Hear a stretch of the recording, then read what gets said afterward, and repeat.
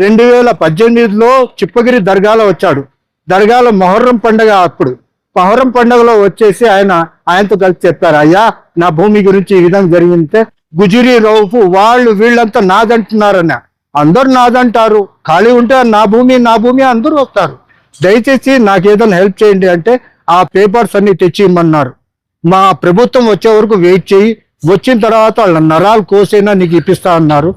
అందరికీ నమస్కారములు. ఈరోజు ఎవరో ఒక పెద్ద ఆయన గుంటెకల పెద్ద ఆయన గడ్డం పెట్టుకున్న ఆయన ఏదో సౌదీ రౌఫ్ తిరుల్ఫూర్ భూమి కొన్నాడు, సైప్రస్ రెడ్డికి అమ్మినాడని న్యూస్లో చూసిన తర్వాత మళ్ళీ నేను దానికి జవాబు చెప్పాల్సి వచ్చింది.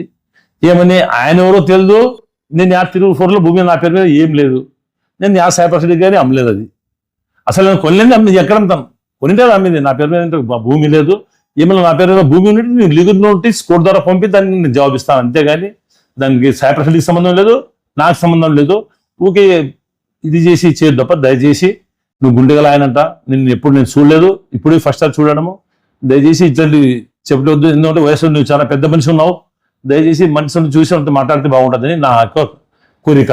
ఎందుకంటే ఆయన సైప్రస్ రెడ్డి మీద నా మీద ఇవి చెప్పడం చాలా మంచి పద్ధతి కాదు. మాట్లాడేటప్పుడు 1 నుండి 2 సార్లు ఆలోచించి మాట్లాడితే చాలా బాగుంటుంది.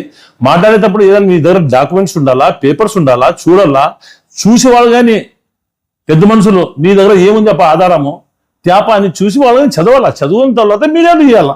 ఊగి ఎవరు వచ్చి చెప్పి నా చెప్తాను, బస్ స్టాండ్ నాదంటాను, రైల్వే స్టేషన్ నాదంటాను, మీరు మిమ్మల్ని పిలిచి ఈ రోడ్డు పోయి ఆపోజిట్ నాది అంటాను, చేసేదనే ఏమిది అట్లా పద్ధతి కాదు. ఇలా ఉంటే దాన్ని లీగల్గా చూపిస్తే బాగుంటుందని నా యొక్క మనవి, నా యొక్క కోరిక. అందరికీ నమస్కారం. నా పేరు సౌదీ రౌఫ్.